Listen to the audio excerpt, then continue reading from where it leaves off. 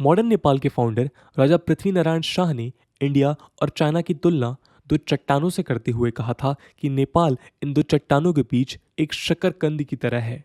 India और China जैसे दो दिग्गज देशों के बीच स्थित नेपाल बफर यानी शील्ड की तरह हिमालयन रेंजेस के सदर्न स्लोप्स पर लोकेटेड है। करीबी पड़ोसियों के रूप में भारत और नेपाल में कई चीजें समान हैं, जिनमें हिंदू धर्म एक समय पर सबसे बड़ा कॉमन फैक्टर हुआ करता था। अक्सर लोग नेपाल को भारत का हमजोली भी समझते हैं। सभ्यता संस्कृति तो एक समान है ही, इसके साथ साथ नेपाली और हिंदी भाषा दोनों ही देवनागरी स्क्रिप्ट में लिखी जाती है। इतना ही नहीं, नेपाल के मधेश रीजन और इंडिया के यूपी और बिहार में रहने वाले निवासियों में बोली और कल्चर की सिमिलैरिटीज भी पाई जाती हैं। इसके अलावा दोनों देश ओपन बॉर्डर सिस्टम फॉलो करते हैं, जिसकी वजह से दोनों देश के नागरिक बिना किसी पासपोर्ट या वीज़ा के आ जा सकते हैं।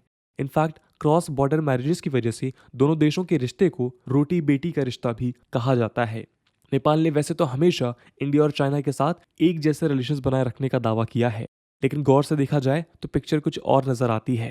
पिछले कुछ सालों से जहां एक तरफ इंडिया और नेपाल के रिलेशंस कमजोर हो गए हैं, वहीं नेपाल और चाइना के रिलेशंस काफी स्ट्रांग होते नजर आ रहे हैं। नेपाल में धीरे धीरे चाइना अपना इन्फ्लुएंस बढ़ा रहा है, वहीं दूसरी ओर नेपाल के लोगों में एंटी इंडिया भावनाएं इंक्रीज हो रही हैं। दोस्तों, आज हम इस वीडियो के माध्यम से जानने की कोशिश करेंगे कि आखिर किन कारणों की वजह से इंडिया और नेपाल के बीच रिलेशंस वीक पड़ गए हैं।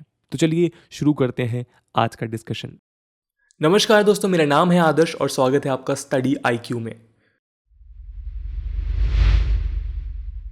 इंडिया नेपाल का एक कमजोर ट्रेड पार्टनर रहा है, बल्कि नेपाल अपना लगभग 2/3 कमर्शियल ट्रेड और 1/3 सर्विसेज ट्रेड इंडिया के साथ करता है।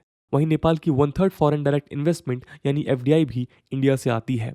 इतना ही नहीं, जो नेपालीज इंडिया में काम करते हैं वो भी काफ़ी अधिक मात्रा में अपनी पेमेंट नेपाल में अपनी फैमिली के पास भेजते हैं, जिससे इनडायरेक्टली नेपाल की इकोनॉमी को काफ़ी फायदा पहुंचता है। लेकिन इस ट्रेड रिलेशन में नेपाल का ट्रेड डेफिसिट कंटिन्यूसली इंक्रीज हो रहा है, जिसे नेपाल की गवर्नमेंट अपने एग्रीकल्चर प्रोडक्ट्स को एक्सपोर्ट करके इम्प्रूव करना चाहती है। ट्रेड डेफिसिट का मतलब है वो अमाउंट जिसके द्वारा एक देश का इंपोर्ट उसके एक्सपोर्ट्स की वैल्यू से अधिक हो जाता है। खैर, नेपाल ने पहली बार अपने रेवेन्यू इंक्रीज करने के लिए इंडिया को इलेक्ट्रिसिटी एक्सपोर्ट करना शुरू कर दिया है। वन साइडेड ट्रेड रिलेशन के बावजूद दोनों देशों में कभी तनाव पैदा नहीं हुआ, लेकिन पिछले कुछ सालों से चाइना का बढ़ता इन्फ्लुएंस, इंडिया की मॉडर्नाइज होती इकोनॉमी और टेरिटोरियल डिस्प्यूट्स ने नेपाल और इंडिया के रिलेशन में दरार पैदा कर दी है। चलिए अगले सेक्शन में इन रीजंस को डिटेल में समझने की कोशिश करते हैं।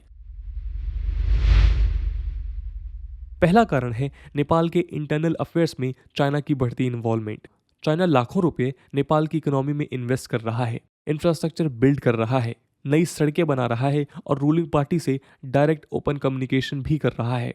इतना ही नहीं, पेट्रोलियम और दूसरी एसेंशियल प्रोडक्ट्स की ट्रांसपोर्टेशन के लिए भी नेपाल और चाइनीज सिटीज़ और पोर्ट्स को कनेक्ट करने के लिए रोडवेज और रेलवेज का काम भी शुरू हो गया है। इसके अलावा 2019 में नेपाल की न्यू एफडीआईज में जहां इंडिया का 30% शेयर था, वहीं चाइना का लगभग 40% था। बल्कि नेपाल ने इंडियन फर्म्स से ज़्यादा चाइनीज़ फर्म्स को एफडीआई के लिए अप्रूवल दिए, जिसके कारण 2020 के फर्स्ट क्वार्टर में नेपाल की 90% एफडीआई चाइना से आई थी। चाइना की इन्वॉल्वमेंट का सबसे बड़ा कारण यही है कि वो नेपाल की इंडिया पर डिपेंडेंसी कम करना चाहता है। भारत के ट्रेडिशनल इन्फ्लुएंस का मुकाबला करने के लिए चाइना नेपाल के साथ कल्चरल रिलेशंस स्टैब्लिश करने का भी प्रयास कर रहा है। लैंग्वेज की प्रॉब्लम को दूर करने के लिए चाइना ने नेपाली स्कूल्स में मैंडरिन लैंग्वेज, जो चाइना की नेटिव लैंग्वेज है, उसकी शिक्षा को भी बढ़ावा दिया है। इसके अलावा अपने belt and road initiative project के तहत चाइना ने तिब्बत में स्थित ल्हासा से काठमांडू तक के ट्रेन प्रोजेक्ट को रीस्टार्ट कर दिया है। वहीं दूसरी ओर new Delhi to Kathmandu train project काफ़ी स्लो स्पीड पे कंप्लीट हो रहा है।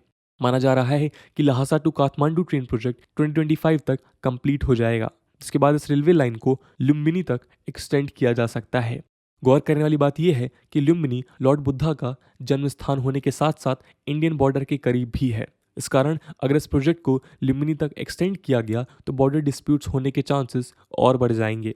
इसके अलावा चाइनीज़ और नेपालीज कम्युनिस्ट पार्टीज के बीच भी रिलेशंस काफ़ी ग्रो हो रहे हैं। बल्कि जब चाइनीज़ प्रेसिडेंट शी जिनपिंग अक्टूबर 2019 में नेपाल दौरे पे गए थे, तो नेपाल की रूलिंग पार्टी एनसीपी ने शी जिनपिंग की फिलॉसफी की कॉपीज अपने मेंबर को डिस्ट्रीब्यूट की थी।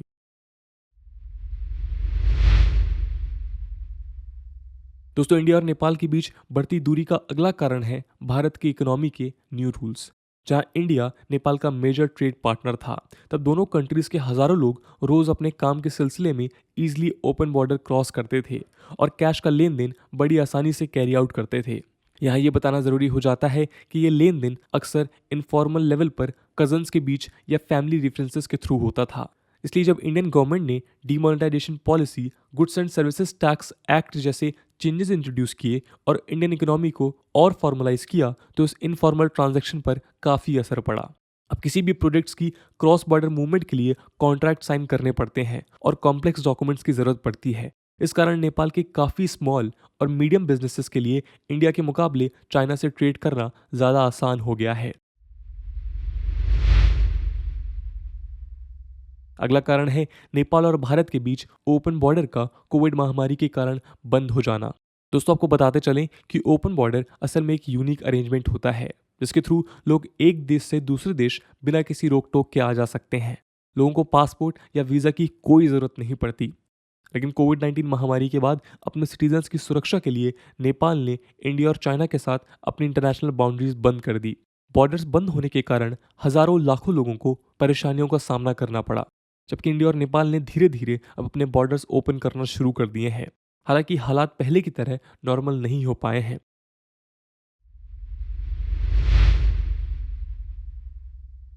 इंडिया और नेपाल के बीच कुछ बॉर्डर एरियाज को लेकर भी टेंशन्स क्रिएट हो जाती हैं। बल्कि 2019 में इंडिया ने न्यू पॉलिटिकल मैप लॉन्च किया था, जिसमें उत्तराखंड के पिथौरागढ़ डिस्ट्रिक्ट में आने वाले लिम्पियाधुरा, लिपुलेख और कालापानी क्षेत्रों को कवर करने वाले लैंड को इंडिया का हिस्सा बताया गया था। इस बात का विरोध करते हुए नेपाल के पूर्व प्रधानमंत्री खड्गा प्रसाद शर्मा ओली की सरकार ने भी नेपाल का नया पॉलिटिकल मैप जारी किया, जिसमें इन एरियाज को नेपाल की टेरिटरीज बताया गया। असल में ये ज़मीन सदियों से इंडियन एडमिनिस्ट्रेशन के अंडर ही रही हैं, लेकिन नेपाल का दावा है कि 1815 ट्रीटी ऑफ सुगौली के तहत ये ज़मीन नेपाल को बिलोंग करती है। Treaty of Sugauli Gurkha war के बाद काठमांडू के गुरखा रूलर्स और ईस्ट इंडिया कंपनी के बीच साइन किया गया था। खैर, इंडिया ने इस मैप को रिजेक्ट कर दिया था। इसके अलावा 2020 में इंडियन डिफेंस मिनिस्टर ने जब 80 किलोमीटर दरचूला लिपुलेक पास लिंक रोड का उद्घाटन किया था, तब भी नेपाल ने काफ़ी नाराज़गी व्यक्त की थी।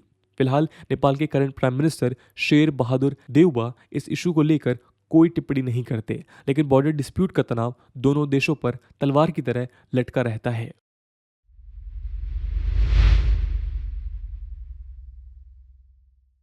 भारत सरकार ने नेपाल के साथ रिलेशंस को बेटर बनाए रखने के लिए कई कदम उठाए हैं। चाइना के इन्फ्लुएंस को बढ़ता देख इंडिया ने अपने research and analysis wing chief Samant Goyal, army chief general MM Naravane और फॉरेन सेक्रेटरी को अलग अलग टाइम पर बातचीत करने और नेपाल के साथ संबंध सुधारने के लिए नेपाल भेजा था। इसके अलावा इंडिया और नेपाल के कॉमर्स सेक्रेटरीज ने भी ट्रेड और ट्रैवलिंग इश्यूज पर वर्चुअल मीटिंग कंडक्ट की थी, जिसमें ये सुझाव दिया गया कि इकोनॉमिक डेवलपमेंट के लिए दोनों कंट्रीज के बीच क्रॉस बॉर्डर इकोनॉमिक जोन्स बनाए जाने चाहिए। पर इस सुझाव पर अभी तक कोई कॉन्क्रीट डिसीजन नहीं लिया गया है। खैर, चाइना से आगे निकलने के लिए भारत को बहुत काम करना है। सबसे पहले पंचेश्वर मल्टीपर्पज हाइडल प्रोजेक्ट और पोस्टल हाईवे प्रोजेक्ट जैसे प्लान्स जो सालों से या तो इनकम्प्लीट हैं या शुरू नहीं हुए हैं, उन सब पर फोकस करना होगा और जल्द से जल्द काम कंप्लीट करना होगा। इकोनॉमिक रिलेशंस को और हेल्दी बनाने के लिए दोनों देशों को बाउंड्री इश्यूज रिजॉल्व करने होंगे, जो बहुत समय से पेंडिंग है। साथ ही क्रॉस बॉर्डर मूवमेंट के लिए इजी रूल्स बनाने होंगे ताकि रोटी बेटी का रिश्ता हमेशा पनपता रहे। आपका इस विषय पर क्या विचार है, कमेंट सेक्शन में जरूर बताइएगा। आज की वीडियो के लिए इतना ही। आई होप आपको वीडियो पसंद आई होगी, और अगर पसंद आई है तो अपने दोस्तों के साथ शेयर करना मत भूलिएगा। हम मिलते हैं अगले वीडियो में, तब तक के लिए जय हिंद, जय भारत।